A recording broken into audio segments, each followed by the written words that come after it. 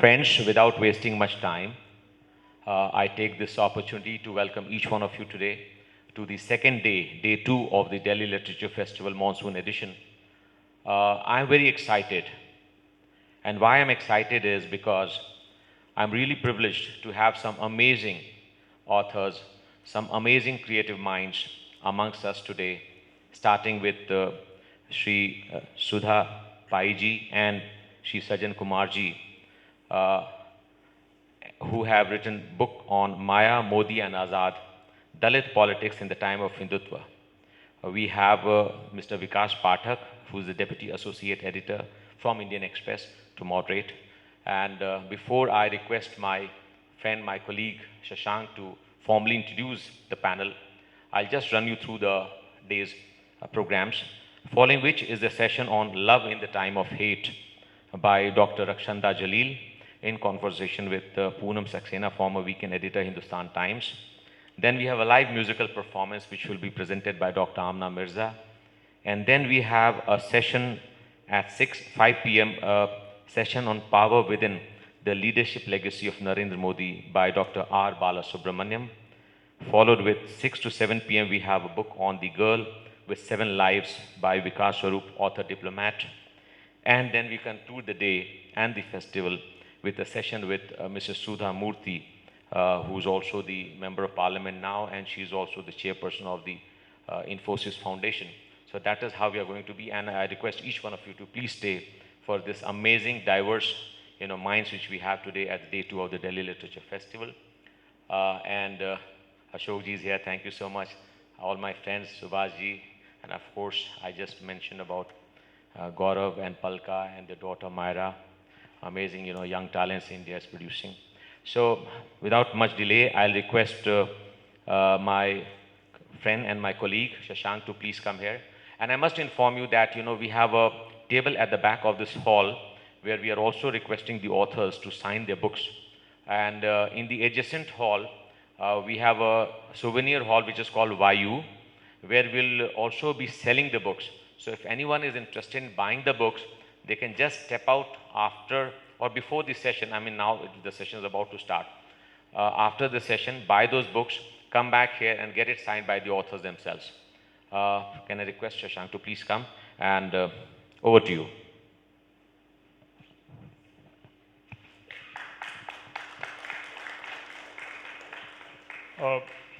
Good afternoon, ladies and gentlemen.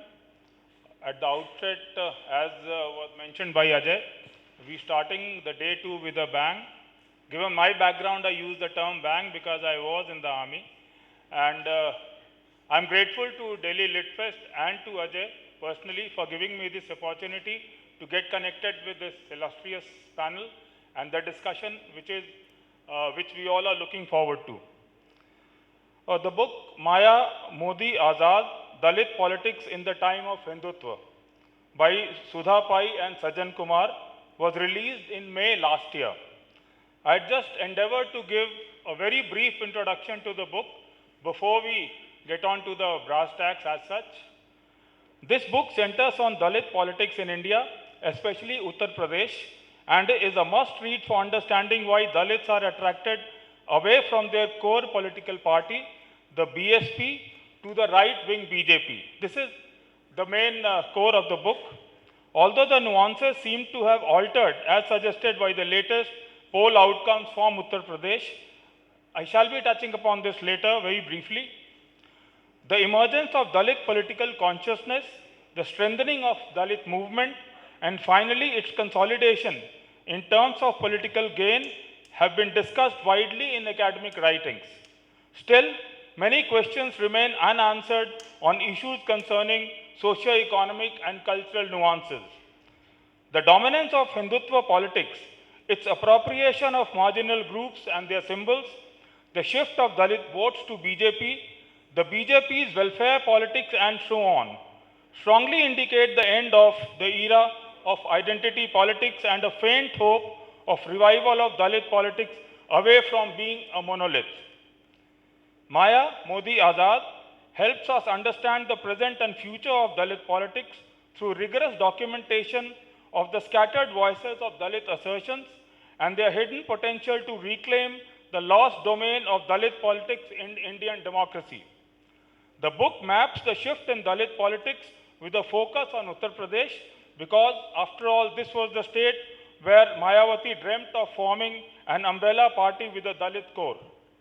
She succeeded in doing so, but could not keep them together for long. The book is divided into 3 sections. Each section meticulously explains the hidden dynamics of Dalit politics and highlights the normally ignored trajectories that have shaped the shift of Dalits away from the core that BSP had visualized. In the first section, called Building a Rainbow Party with Dalit Core, the authors discuss Mayawati's Sarvjan experiment with a stronghold over Dalit votes and its grand success. They show as to how, with electoral success, deepening democratic consciousness gave rise to new aspirations that led to the fragmentation of Dalit community. A fragmentation which, as per one of the authors, Dr. Sajjan, is required to be celebrated than lamented upon. The second section, called Dalit Interface with Hindutva, talks about BJP's strategy of inclusion and appropriation based on welfareism to Labharthis that led to shifting of Dalit votes. The third section, called New Stirrings Emerging Dalit Organizations, discusses the emergence of small and regional Dalit organizations with a social justice agenda. Their aim being to provide a platform for Dalit protest against atrocities and revive Ambedkarite consciousness through everyday struggles. The authors discuss the emergence of new leaders and look at their potential to step in where Mayawati probably fell short. The strength of this work is what the authors have covered a broad canvas comprising different phases of Dalit politics. They have substantiated their arguments with field data to demonstrate the heterogeneity as against homogeneity of Dalits. In a nutshell, this is a must-read book for all those who want to understand the future of Dalit politics, the possibility of return of Dalit votes to BSP from the BJP, or the chances of fragmented Dalit groups loaded with democratic consciousness making a new move to explore better new options. The book offers a lens to decode the puzzle that is Dalit politics in Uttar Pradesh and expresses the faint hope that an able leadership and strong opposition may change the same. Maybe a beginning has already been made towards this. This beginning or the change that I point to has amply been made clear by one of the biggest stories that emerged from the recent Lok Sabha election results in Uttar Pradesh and the shift in Dalit vote in the state. While the BSP has seen a near decimation, the BJP too has lost a significant chunk of its non-Jatav Dalit vote, and even as it improved its vote share amongst Jatavs, a core constituency of the BSP.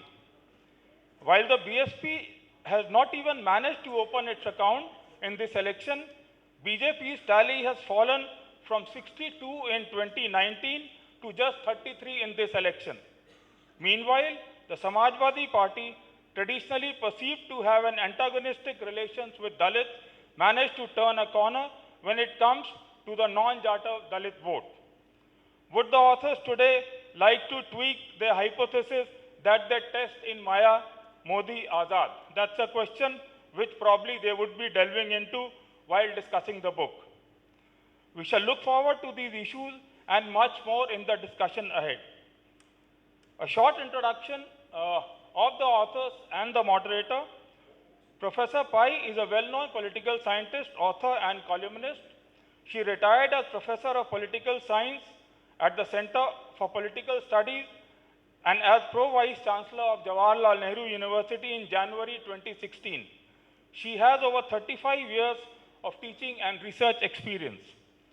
Dr. Sajjan is a researcher and a political scientist.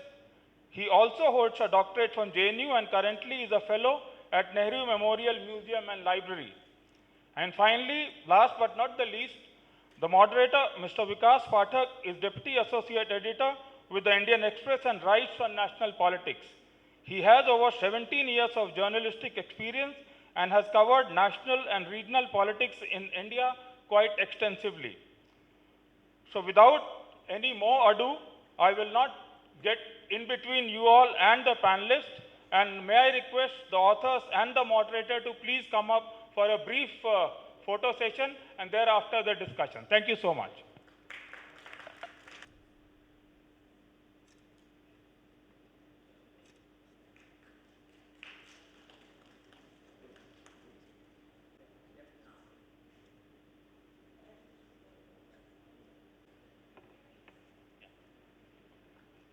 Uh, Today we are here to have a discussion on the book Maya Modi AZAD, written by Professor Sudha Pai and Dr. Sajjan Kumar. And I also had the opportunity to review this book when it came. Well, why is the book so important, so to say? There has been quite a bit of research on Dalit politics and the Dalit movement in India academically. And so far as North India is concerned, we are lucky to have two authors who have, over the past several decades between themselves, engaged in extensive research on Dalit politics in Uttar Pradesh. So Professor Sudha Pai, in fact, my first detailed introduction, academically speaking, to the BSP was via her authoritative book on the BSP, which came decades ago, The Unfinished Democratic Revolution, The Rise of the BSP, which actually documented a strand of what could be called Ambedkarite kind of politics via Kashi Ram and the foundation of the BSP, via the BAMSEF DS4 in great detail. So that was the time when what we call autonomous Dalit politics, modeled around the politics of Dr. B.R. Ambedkar, was on the ascendant in UP. That is when the book came. Another edited book also came when the BSP won the elections around 2007. Now what has happened is that the authors between themselves are in a position to in a way nuance the argument to a great extent, because Sajjan Kumar's research begins in the last decade or so, when the BSP was already going past its prime, and around 2013-14 when the BJP was on the rise. Now, this perplexed many people because, there is a sense of nuance on the ground, and then there is something that, having studied in JNU myself also, we call the university common sense. So the university common sense always believes in essences. So in order to be authentic, you have to display a certain essence. So if you are an authentic Dalit, you must be doing an Ambedkarite kind of politics. So that is the university common sense that is found across the country. But on the ground, and that is what the book points so interestingly to, that once an assertive middle class comes into its own among Dalits. For instance, the aim of the entire movement of Kanshi Ram, beginning from BAMSEF going up to the BSP, was to provide Atma Samman to Dalits, a sense of self-respect. But what happens? When you succeed in instilling a sense of self-respect, is it that politics becomes frozen right there? It does not. Self-respect also means a certain autonomy of a different kind, individual agency, which leads to fragmentation. So what we have witnessed with the decline of the BSP, as the book says, is fragmentation of Dalit votes. Now, fragmentation, once it starts happening, can happen any which way. There's a lot of tactical voting that happens. Sometimes a few caste groups may become committed voters of an alternative political party, right? Sometimes they may be tactical voters. So now when they are tactical voters, they are looking for a party that gives them a better deal. And those choices can keep changing. All these are signs of agency. So as Sajjan Kumar said in the book, that this fragmentation is not to be rude. There's a tendency, again, a university common sense, that if a certain group does not behave the way I want them to behave, according to what I have been taught and I am invested in, I start disliking it. But the fact of the matter is that in democracy, such are things, as Sajjan said in the book, that Atma Samman, coming up of the middle class among Dalits, is bound to lead to fragmentation. Because as we know, any group that is already doing well or has a history of maybe a few, one could say, generations having done well, it is not easy to predict what kind of politics they'll do. In a single family, you might have people voting for different political parties or supporting them. So that is where we are today. So this election, as Shashank ji said, also saw a further churn in Uttar Pradesh. The fragmentation this time was such that the BJP was only a very partial beneficiary, unlike the last 10 years. And it seems that some of that vote may also have turned to Samajwadi Party or the Congress in some seats. In Nagina, certainly it did turn to Chandrasekhar Azad. The book talks about him, there's a subsection on him. So if I begin with it, I would first want to ask Professor Sudha Pai, to what extent, like the common belief is that the BSP has eventually failed. But to what extent lies a success of the BSP within its failure? To the extent that while the party may have declined, the social vision of the party seems to have, you know, that Atma Samman, politics of Atma Samman, that seems to have got established. What do you say about that? Well, the BSP was a dominant party in the 1990s, and as you said, it provided self-respect, dignity, political empowerment. But in the 2000s, there has been tremendous change, and I would locate that change both in the politics of Uttar Pradesh and within the Dalit community. Within Uttar Pradesh, we find the, identity politics slowly weakens, which had been very important in the 1990s. And there is the rise of, among Dalits, what one can call aspiration. You see, globalization was very late in Uttar Pradesh because of identity politics. And it's only somewhere towards the end of the 1990s, having achieved a modicum of political empowerment and self-respect and also self-confidence which it gives, ultimately there is the rise of aspiration. I think that is a very central argument in our book. So you are no longer satisfied with self-respect. You want something more. And therefore there begins the search for a different political party which can provide you economic and material benefit as well. You know, the hallmark of educated Dalits today is aspiration to enter into the high-paying sectors of the economy, to gain good education, and why not? So we find that in the 2000s, there is the search for a new party. You see, if you look at UP, the volatility. 2007, Mayawati gets a majority through her Sarvajan campaign. 2012, SP gets a majority. 2014, BSP gets no votes, no seats in the Lok Sabha election. And 2019, there is this Mahagathbandhan, and BSP gets about 10 seats, SP gets less.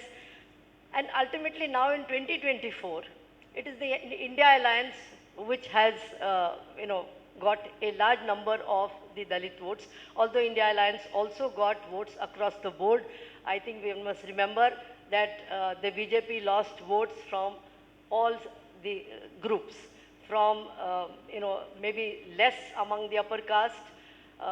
They also lost amongst the backward caste. I mean, otherwise, why would they win in places like Amethi, for example? So, there is this search for a new party. And why not? What we are arguing in the book is that Dalit politics and the Dalit movement in UP has entered a post-BSP phase.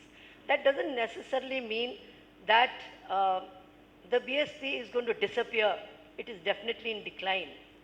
But what it means is that it has fulfilled its purpose.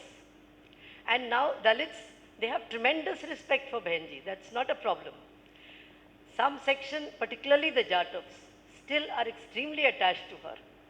But they want to move on.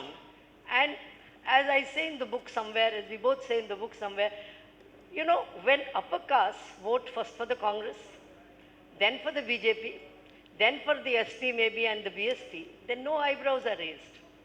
But when Dalits vote for the BJP, they are voting for a Manuvadi party. So I think there has been a certain maturing of the Dalit movement in the Hindi heartland, particularly in UP. Thanks to the long period of Kanchiram and Mayawati, and earlier also there was the RPI and so on. But as a result of this, what has happened is that there is fragmentation.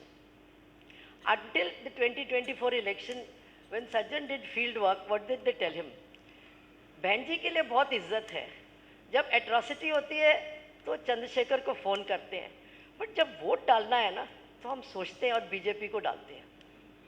You see, so the extreme complexity of thinking and the way in which Dalit votes, the pattern of voting among Dalits and thinking has emerged.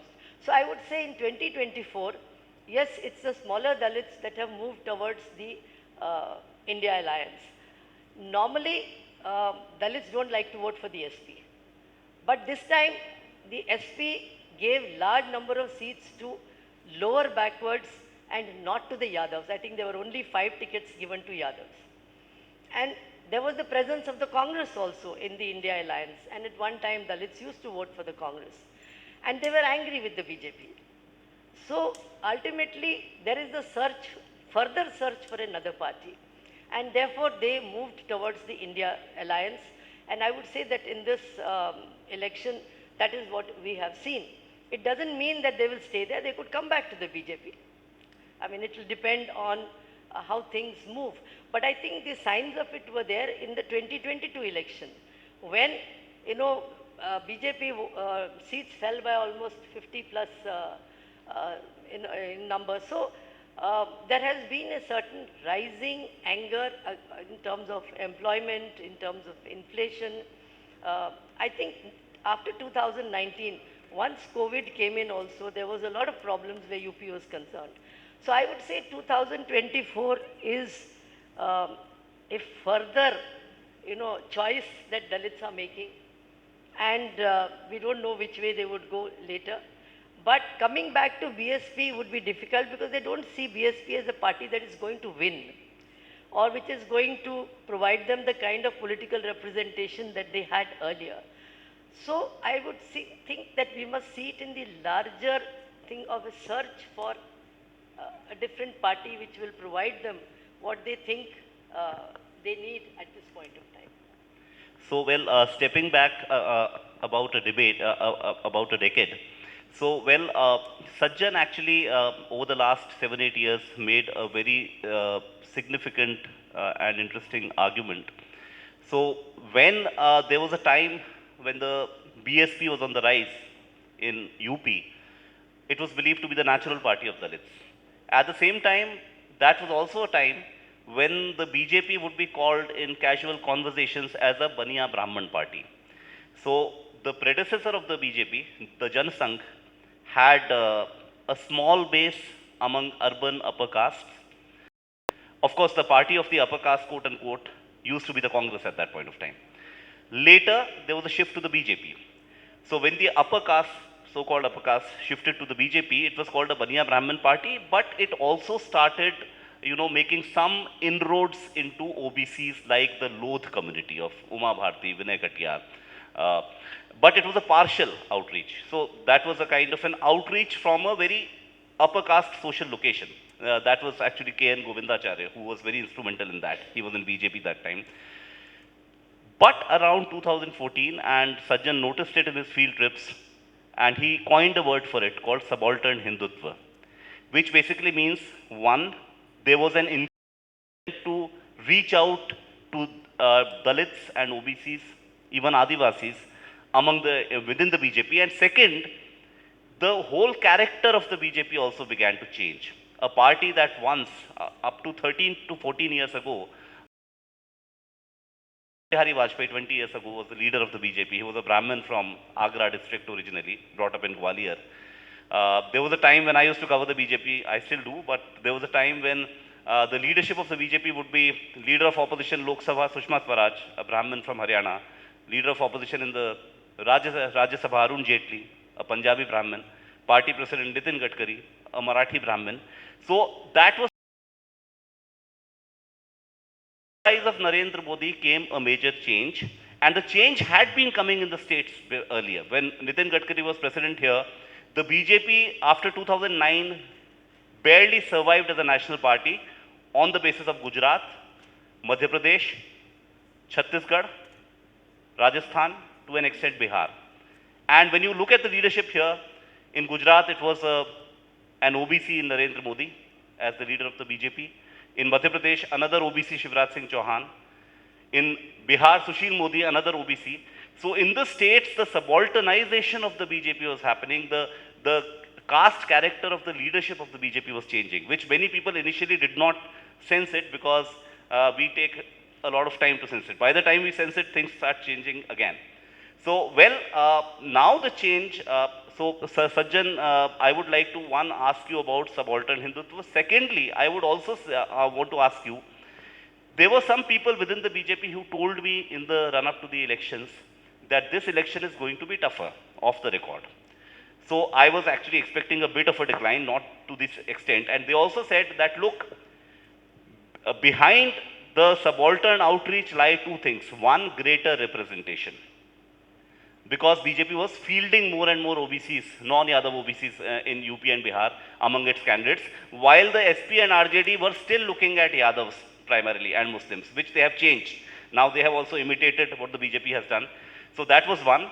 Second was Labharthis, the people who used to get, Muft Anaj to 80 crore population, 5 kgs, and many other such schemes, Ujjwala Yojana, etc.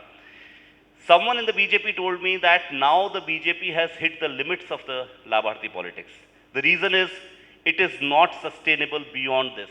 Your budget cannot sustain it. And once people get something from you for 5 to 10 years, they get used to it. So that is something that I already have. Now what will you give me? So in this case, the SP, for instance, and RJD fielded quite a few Kushwaha candidates in Bihar. BJP did not field a single Kushwaha on its own symbol. They thought Samrat Chaudhary as Deputy Chief Minister is enough, but that was not to be enough.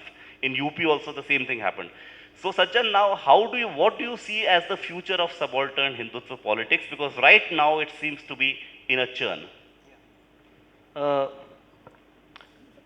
Subaltern Hindutva has a structure, and it's not just about something called a cultural category, as Badri Narayan and others have said, that it's a fascinating Hindutva. You go there, you talk about their folklores, their subaltern religiosity, and link it to the cosmos of mainstream Hindutva, and thereby give them a sort of cultural mainstreaming. Subaltern Hindutva begins also with a strong material foundation.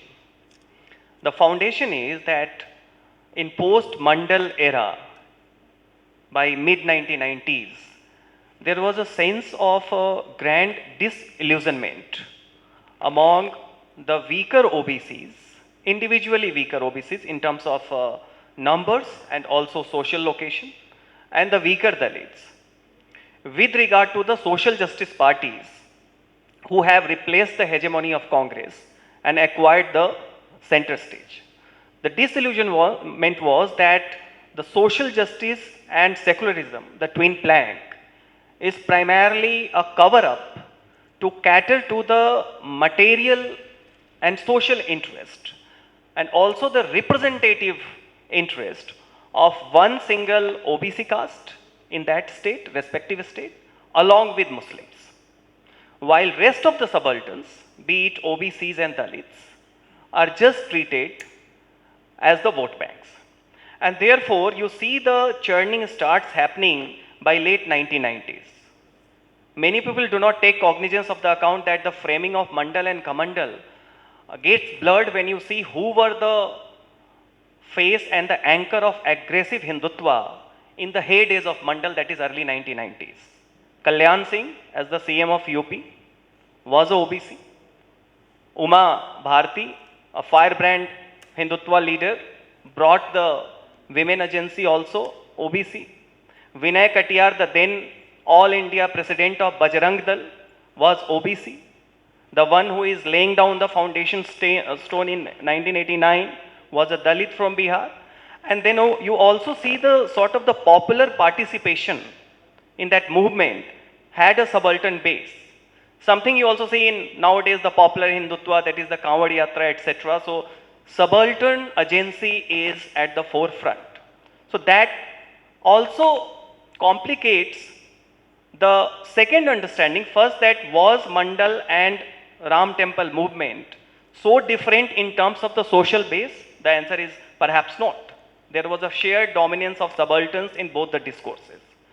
Second, do we see that the subalterns who participated into the Hindutva movement in early 1990s, were they under some sort of a co-option or false consciousness?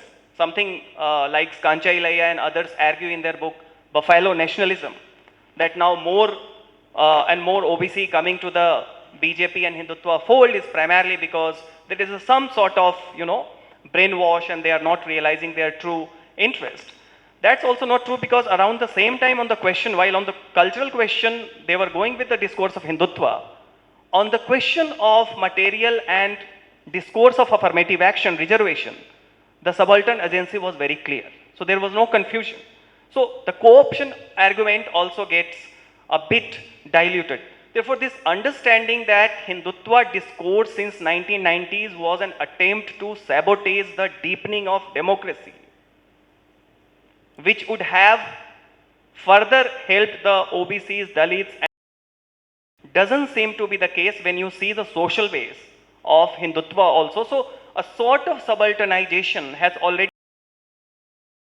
with Govindacharya clearly said that we had three strategic motto to bring to the mainstream the party BJP by late 1980s, Chal, Charitra and Chehra. So while Chal and Charitra was more about articulation, polemics, rhetorics, what was crucial in terms of bringing the change and winning over the masses and expanding the social base was Chehra. That is the representation, the face. So therefore, there was a kind of very consciousness on part of the BJP leadership, and the first test came, have been the chief minister, were the contender of the chief minister in UP in early 1990s. The party chose to elect Kalyan Singh, a Loth, which further helped it. But coming to a different phase wherein, as Professor Pai also said, that the Dalits in 2000, new millennium, already had entered into a discourse of aspiration, from self-respect to aspiration. Now within that, there was also a sense of disillusionment. There was also a sense of mainstreaming of the aspiration. And as the aspirational index grows, the claim that there has to be a one party for one community under one leader start getting questioned. And therefore the fragmentation starts. As fragmentation starts, the question of agency, competing agency emerges. That why you should be leader even if you are all Ambedkarite. Why A should be the leader, not B? Why X, not Y? Similarly, why the Ambedkarite version should be the only marker of an authentic Dalit self? Why not a Hindutva marker wherein there can be a subaltern and a folk Hindutva, which is Bhakti movement, which is different from the Brahmanic. So that is why when you see this experimentation starts, it starts with also a strong material disillusionment. Because many of the non-Jatav Dalits in UP, non-Raidas, Ravidas Dalits, they said that when Bahanji came, we could see all the prominence were given to just one Dalit caste, along with the Muslims. Now, in India, if you map the social space of the mixed religious spaces, resides or inhabits along with the Muslims, you will find either along with Muslims from the Hindus, they are lower OBCs, not even the intermediary and dominant OBCs, or the Dalit castes. So in everyday life, there is bound to have some conflict, law and order problem. Now, whenever you have a social justice and secular discourse-centric parties like BSP or Samajwadi Party, and if there is a conflict between a non-Jatav Dalit or a non-Yadav OBC and Muslims, the administration in the popular perception of the lower OBC and the Dalits was perceived to be siding with the Muslims. So certainly the secular discourse and the social justice discourse from the vantage point of the lower OBCs and the lower Dalits or non-Jatav Dalits or non-Yadav OBCs was not catering to their interests. So who was filling the gap? In UP, in Gorakhpur, for example, it was Hindu Yuva Vahini. who will go to the lower Dalit localities, lower Dalit local OBC localities, and the firebrand Hindutva leader and MP Yogi Adityanath would be there reaching as a savior against the administration of Samajwadi Party or that of the BSP. So that was there. Along with also, they will say that whenever there used to be some sort of access to the administration, be it police station, be it the Tehsil office, or be it any administrative office, for a Jatav or a Ravidas, or for a Yadav, it would be easily accessible. You could see that they have the personnel, and therefore they are getting their work done. While their own sense of, to the non-Yadav and non-Jatavs, the situation remains same. And therefore you see the material sense of loss started in experimenting. So in 2009, many people do not take into cognizance, it was not a direct transition to Hindutva. In between, it was also the time when Rahul Gandhi, who has for a brief period captured the imagination of young generation of the youths, he started visiting Dalit households, primarily the non-Jatav Dalits, and that succeeded in Congress winning around 20 seats in 2009 election, wherein the non-Jatav Dalits, who now constituted the core of Hindutva, they also experimented. In 2012 election, in my fieldwork, I found that many of the non-Jatav Dalits, Pasis, Katis, etc., they had voted to Samajwadi Party. So already there was a surge. But finally, what was happening that even Samajwadi Party and others, they also were perceived to be the socially narrow. 14, when Modi is coming, Modi is a package. He is not just a Hindutva Hriday Samrat. Modi is also someone who is, if Manmohan Singh was giving a highway sort of an index to the corporate world, Modi was promised to give them.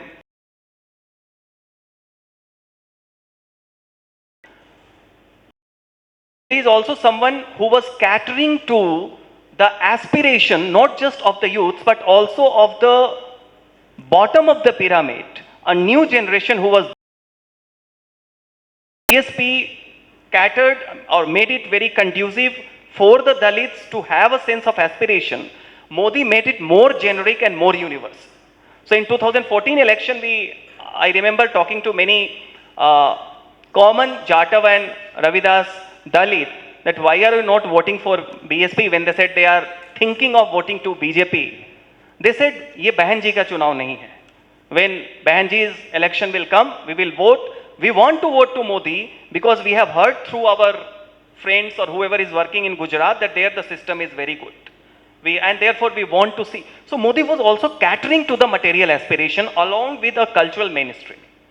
Now, so subaltern Hindutva requires a grand fusion and a balancing of the cultural mainstreaming, but also a sense of tangible material delivery. These two things.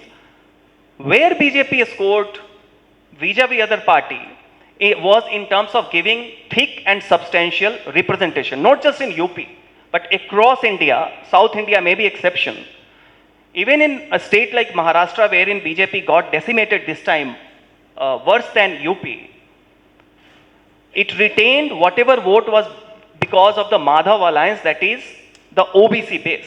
In Maharashtra, out of 105 MLAs, BJP is having 40 OBC MLAs. So even in Maharashtra, it's not just about UP. BJP is the largest party of the OBCs. So that plank of giving thick representation was possible to BJP because BJP easily could deny the representation of two Muslims.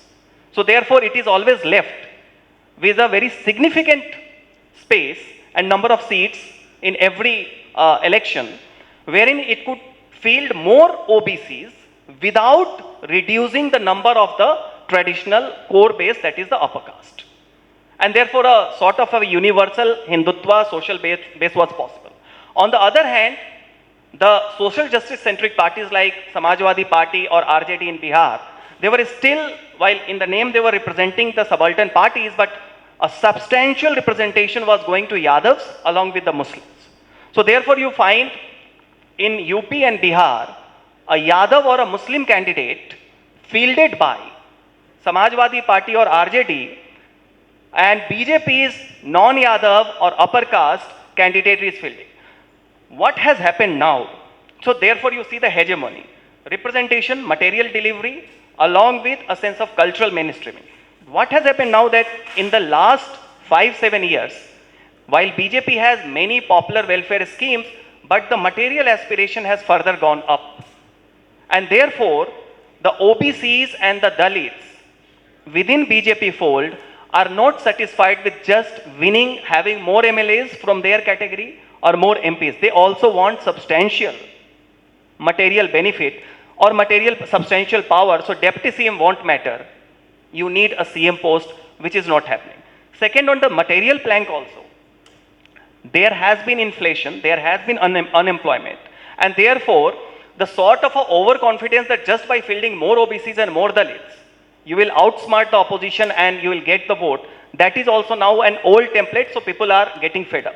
Third, and very creatively, the opposition leaders, and as you mentioned, the Samajwadi Party and RJD in Bihar, they took the template of BJP, fielded less Yadavs, less Muslims, because Muslims anyway are voting to the anti-BJP parties because of the kind of minority insecurity. And therefore, they are fielding more non-Yadav OBCs. So in UP, substantial number of Kurmis, Kushwahas, and Kewards, that is the fishermen communities, were fielded. In Bihar, India Alliance fielded 8 Kushwahas, BJP fielded 0. So therefore, the representative plank also, that was the advantage of BJP, that also got neutralized, and therefore you see the kind of setback that BJP got. But from this juncture, it still would be a big challenge for opposition to completely reverse and invert the template of subaltern Hindutva, because while materially and in terms of representation they can match BJP, what will require is a kind of a deep sense of being the anchor of new Hinduism or Hindutva. OBCs in particular, more than the Dalits and tribals, lower OBCs have a subjective sense of being the vanguard of Hindutva and Hinduism. And at many times, their sense of subjective history shares a sense of contempt for the Brahmanical agencies, that we are the ones who always fought, protected. Now, on that plank, BJP and Hindutva still may have the edge. So therefore, at this point of time, I think subaltern Hindutva is at a crossroad, wherein the non-BJP parties and platforms, will subalterns be swayed more by the social justice and secular cultural canon rather than the Hindutva? That still seems difficult, but nevertheless there is a setback. So I think the discourse has gone down, but will it go on a slippery slope? That is yet to be seen. So one last futuristic question addressed to both of you. Now, we are already standing now in 2024. There are two significant challenges, apart from, of course, anti-incumbency. The government is in the third term now. There might be a time when there might be a Modi fatigue too, because people have seen him for a very long time. That apart, when we look at the caste question itself, two things are very significant which I noticed in this election itself. One, in the Chal Charitra Chehra, the BJP seems to be hitting a wall now so far as Chehra is concerned. Because what happens is that in the first step, if you give more representation to certain caste groups, they will be drawn towards you. After that, once they are used to it, they look for their own leader. So the BJP made Mohan Yadav the Chief Minister of Madhya Pradesh, and then made him visit places in UP and Bihar which have a significant Yadav presence, thinking that this might dent the Yadav vote. But unfortunately it did not, because for the Yadavs, it is Tejasvi Yadav and Akhilesh Yadav who are their leaders. So the limits of the BJP's social engineering, so to say, are that after some years, every community decides who their leader is. In Bihar, when I was traveling there, I noticed that the Paswans already looked at Chirag as their leader. But the Kushwahas did not look at Samrat Chaudhary as their leader. So there's an agency of the people. You just cannot say, okay, you want this caste, this is your leader. That won't happen. That is one challenge. The second challenge, again, is that in the last 6 months, we have seen the Congress reversing its line for the first time in its history in North India, where, if I can borrow from your terms, subaltern Hindutva, Rahul Gandhi is into something like a subaltern secularism. So he talks about peace between communities, harmony. At the same time, he keeps talking about OBC, SC and ST. For the last 6-7 months, he's been doing it consistently, which actually denies the BJP the monopoly of talking about the subalterns. So my question to both of you, one after the other, would be, in this new scenario, when we have a new North Indian Congress, it had always been said that anti-Congressism in North India, had what are OBCs today as its base, apart from Jansangh. Because they did not get representation in the Congress. There was a rainbow coalition in UP with the upper caste, Dalit and Muslim. But now the Congress seems very, very keen to look at OBCs, SCs and STs, which means there's a deeper competition for that space now. So what do you think happening? What are the possibilities in the future? Quite a question. Well, where the BJP is concerned, its Hindutva agenda cannot work by itself. It has to be Hindutva plus some amount of economic development.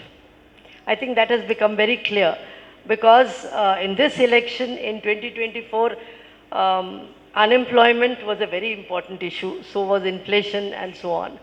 So I think they would have to, Hindutva alone, whether it's subaltern Hindutva or upper caste Hindutva, it will not work.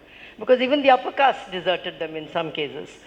So they will have to either reinvent themselves in terms of their Hindutva, or they would have to see that economic development does reach everybody.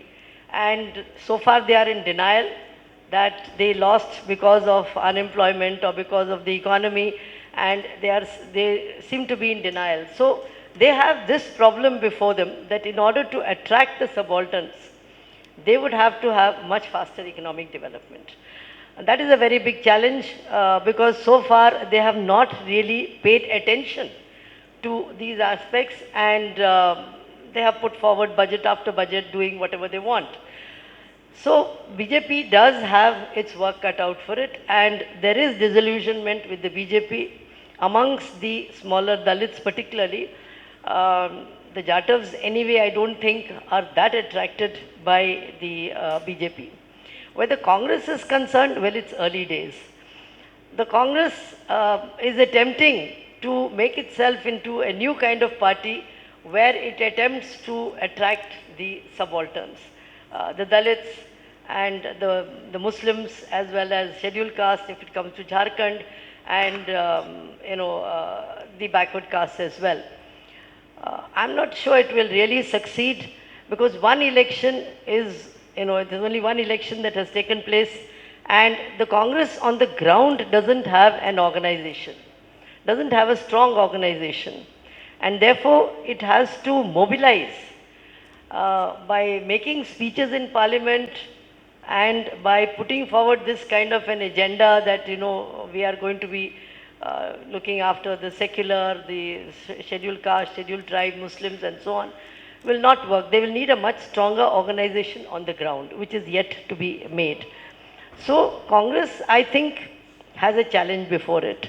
And it will have to make many, many changes in terms of its leadership, its campaign, its ideology and so on. One of the reasons why it might have done well is because of the presence of the SP. You see, the Dalits don't normally vote for Yadavs, but they voted for it because Yadavs were not given tickets. And because Akhilesh's personality, which has grown in the last 1 or 2 years. So Congress may have done well simply by piggybacking on Akhilesh, although because they didn't get as many seats as SP did in UP. Nor did they do very well in Bihar. So I think Congress is still facing a very uphill task, and I think we'll have to wait and see.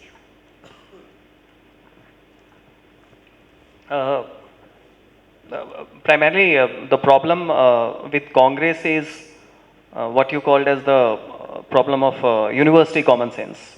One, it is coming up with a very radical and transformative language. But if you see the top leadership profile, that is still very elitist. So the sense of relatedness with the leader, when you see a party like Congress, is still weak. Second problem with Congress is that when they talk about Dalits and OBCs, they already presume what sort of Dalit leader and Dalit agency is authentic and who are. So, a leader like, say, Ramnath Kovind would not be an authentic Dalit, but someone like Chandrasekhar Azad would be authentic. So, this quest of already looking at the authentic identity of social base through an ideological frame, you know, that is also something which doesn't work on the ground. Because on the ground, people look at the discourse from a sense of everydayness, wherein little aspiration, transactional expectation, and if you are weak, you will more be into the survival mode, which party to vote for so that you get more benefits. So that way, the problem with Congress is the problem of the secular discourse, which has a sense of anticipation that not only the bottom of the pyramid should side with secularism and the ideals of social justice, but what should be the modus operandi and the frame of that subaltern agency is also always anticipated and expected through an ideological sense. And that is very ahistorical, because subaltern religiosity is the dominant aspect of religiosity in any society, you know. So subaltern versus secular, that is the dominant frame. But when you want to bring subalterns away from religiosity and put them into secular discourse, that may not work. And that is why I think wherever Congress is strong, it is strong because of the regional leaders. You have Siddharamaiah, you have Bhupesh Baghel in Chhattisgarh, you have Gehlot in Rajasthan. Wherever they are trying to go with a rhetoric and a sort of ideological frame, you say it doesn't cut the ice. Yeah, that's very interesting. Of course, this time Rahul Gandhi had Lord Shiva twice, once in Parliament and also in one of his videos. So, very interesting times in the coming years, because Hindutva, as we discussed in the last 1 hour, close to 1 hour, has already changed and has subalternized to an extent. Now it seems that Indian secularism is also changing and subalternizing. It is no longer the secularism that was a confluence of two great traditions, where a Muslim would cite from Upanishads and a Hindu would cite Ghalib. So I think that is changing now. Now, before we end this, a couple of questions from the audience. We have time for that. Please raise your hand.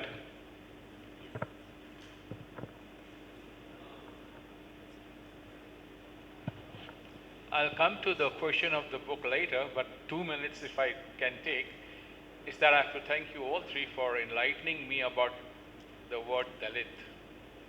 See, I'm one of those spoiled set of people coming from a place like Mumbai.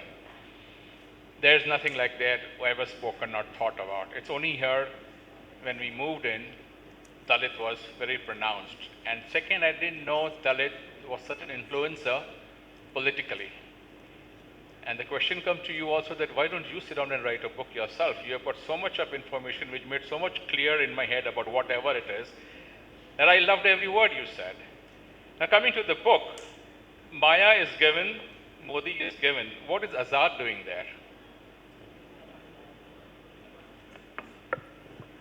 Thank you.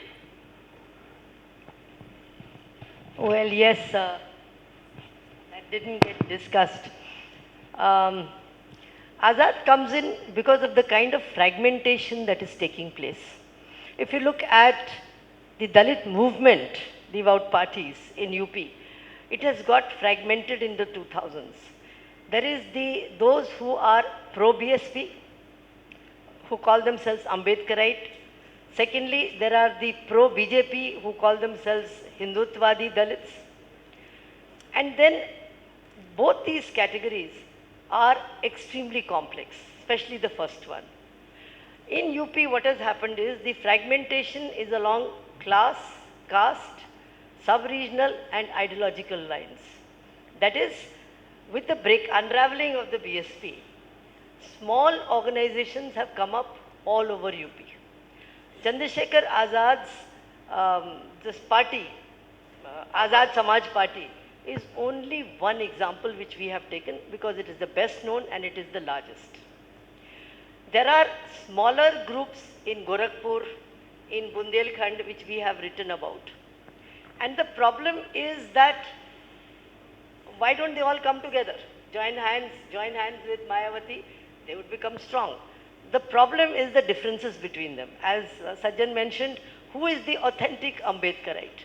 They are also angry with Mayawati. There is an immediate reason for it because, the organization is broken down, she's thrown out lots of people, people have defected, she's made a lot of problems.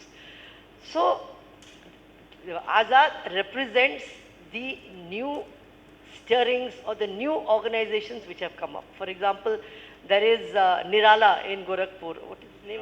Shravan Kumar Nirala, who has started an Ambedkarite party there. It's small, but it is there. And he's giving a lot of trouble to Yogi Adityanath. Then there is Dadu Prasad in Bundelkhand. Bundelkhand is an area where the BJP used to win very well. This time in Bundelkhand, BJP has not done very well. I think it's a lot of the grassroots mobilization that these people have been doing. They are not well known. We interviewed them. Azad is, I think, the most interesting among them because if you look at Nagina, the constituency that he stood from in Bijnor district, it's a reserved constituency. There were 4 players. There was the BJP, there was the India Alliance, there was the BSP, and there was Chandrasekhar Azad. I remember writing a piece in the Times of India where I wrote about him prominently and everybody said, usko to kuch nahi milega, BJP le jayegi. And he won. He got I think 50% of the vote and he won by 1.51 lakhs if I'm not wrong. So there are new stirrings which are coming up on the ground. When we say post-BSP, we are also referring to them. You see, the BSP came, it had its heyday, it is fading. I wouldn't say it will disappear, it will probably become something like the Dalit Panthers. A group which is still respected a great deal, which has an Ambedkarite background, but whether it will recover will depend on many things and also the very presence of a hegemonic party like the BJP would make it very difficult. So Chandrasekhar Azad is the 3rd player in the book because he represents this new beginning. Here I would just like to say one thing more, and that is that if you look at the Dalit movement in UP, it's not a continuous movement. It has had its ups and downs. There have been periods of long hiatus. For example, during the period, when the RPI came up, everybody thought RPI would sort of spread and do better, but it didn't because the Congress was there. It was only after the decline of the Congress and its real breakdown, deinstitutionalization, that in the 90s the BSP came up. Now with the rise of the coming back of the BJP, its revival under Modi, there is a strong right-wing party. BSP is facing that heat also. So the Dalit movement has been through many phases, but what is still there is assertion is strong on the ground. And it's taking new forms. And I think Chandrasekhar Azad represents that new form. He's a very interesting person. We interviewed him. Lawyer, he's well educated. And he's himself a Jatav. He's very respectful of Mayawati and he says, I'm going to take her work forward. He did try to join hands with her, but she was not willing. She saw him as the enemy. So among Dalits, there are differences. And those differences have caused a great deal of fragmentation. So there is no strong one movement in UP. But maybe in the future, these new stirrings will come up and something new will come up. That will also... As a follow-up question, is he still alive or gone? Azad is still active or He's gone? an MP. Very active. He's an MP. Sorry. He's an MP. Both of us. First, Chandrasekhar Azad has become a member of parliament and there are a large number of speeches by him in parliament. In fact, he introduced a private members bill asking for reservation in the private sector and so on. So he's going to be very active. yeah. Last question. Yes. I have a 2-part question, a short one for you, a not so short one for you, ma'am. For you, Sajjan, where do you see the impact of the COVID deaths that happened in UP on the result in UP that has happened now, okay? Because it was bad for all, but we know we know those images of corpses on Ganga. So that's a brief question for you. For you, ma'am, Kanshi Ram was born in Punjab. So the early years of the Dalit movement were really in Punjab. In fact, the second highest base of BSP party for the longest outside of UP is in Punjab, right? What we see in Punjab, though, is that assertion, that chehra which you were talking about, that representation we don't see at a party level. All the CMs that have happened in the state are all from the Jat Sikh community, right? Barring a Charanjit Singh Channi, who's from the Congress too, we do not see. So where do you see the role of Punjab and the assertive community, the Dalit community from Punjab, that correlation with the rise of BSP, if any? That's for you, ma'am.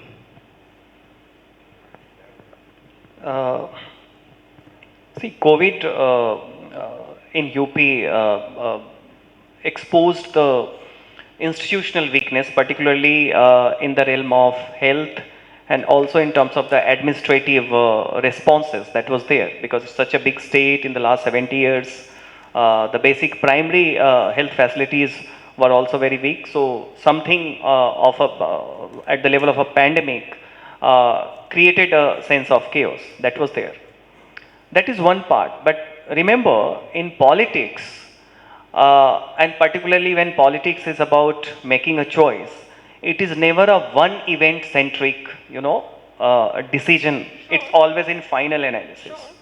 So, end of 2021 and beginning of 2022, before a state assembly election, when we were talking, particularly among the weaker sections, there was a sense of, first they will say that yes, it has been quite difficult.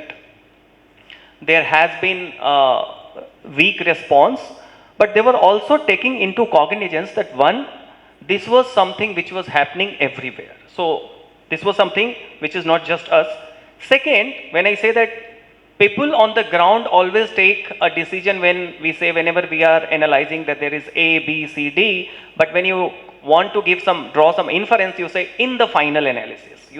People always have this sense of rootedness in their decision.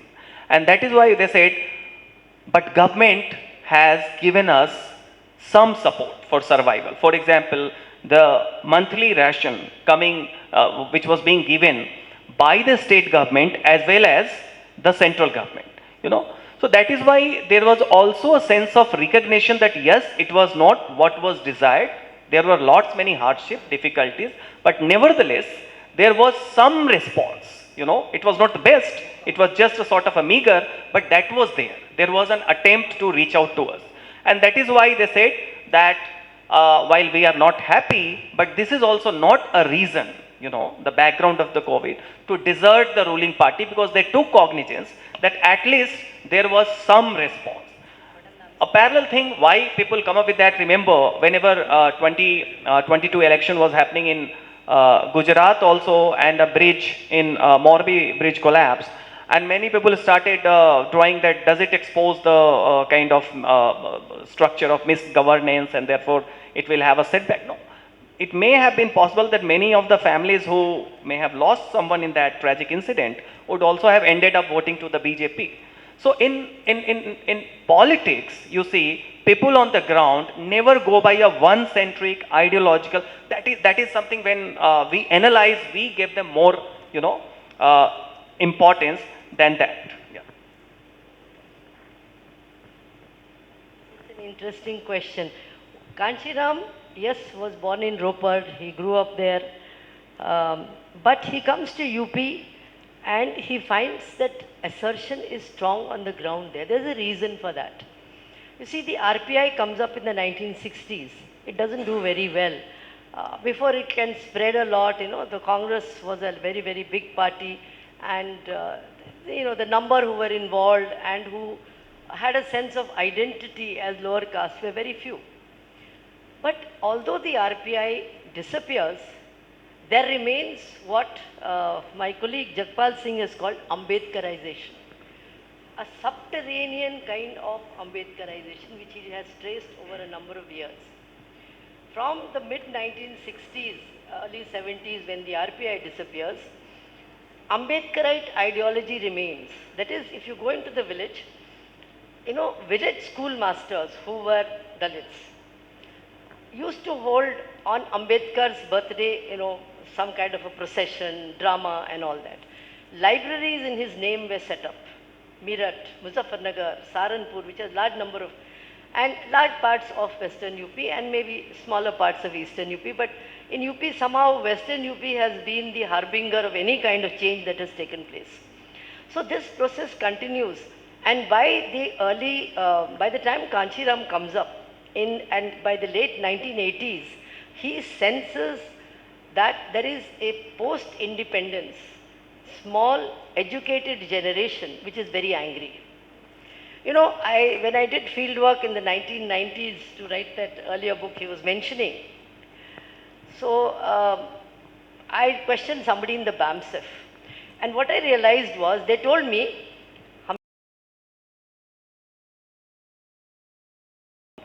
I went to office wearing a suit and tie, but the fellow next to me didn't drink tea with me. And you see, the anger of an educated person is much greater, the frustration. Kanshiram sees that and first forms the BAMSEF, which is government employees who give a little bit of their income every month, and he builds up the movement through that. Then he forms the DS4 and finally the BSP. So he sees something on the ground which did not exist in Punjab. Punjab much earlier had the Manguram, movement. Jargan's Mayor has written about it, but it sort of dies down. And Dalits in Punjab become far more prosperous. They don't have the kind of problems that Dalits have in UP. So he selects UP, and it is the form of mobilization that he does. He used to cycle all over. I'm sure you know all this, but the BAMSEF was a very, very important think tank, finance tank behind the BSP. And incidentally, Chandrasekhar Azad is not going to give up his Bhim army. The Bhim army is going to be like the BAMSEF. He runs schools in Western UP for Dalit children. They did all that. So there was a social movement before the political movement.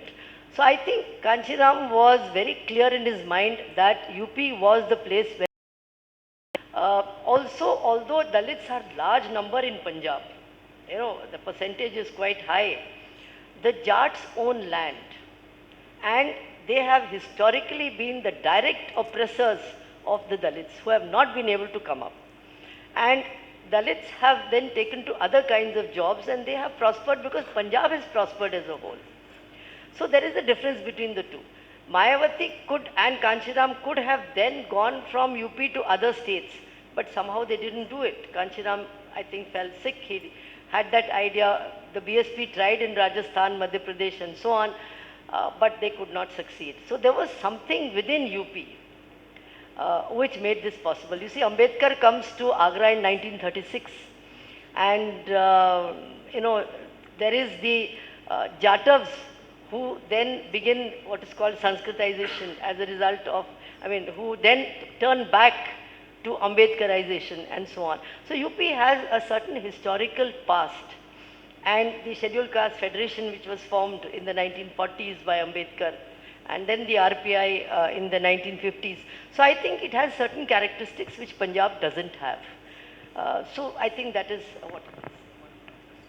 Just to add to it also, because the Dalits are divided religiously. The Majhabi Dalits are mostly in rural areas, while the other Dalits, non-Sikh Dalits, are into Doaba region. So Kashiram, one of the, in Doaba region still BSP is strong, has a significant presence. So once Kashiram said to his followers that yahan pe chawal nahi pakega, because that religious divide also matters, and that brought him to UP, which has a significant thing. So religious angle is also important. Okay, thank you so much. It was a very interesting discussion, Professor Pai and Dr. Kumar. Thank you all.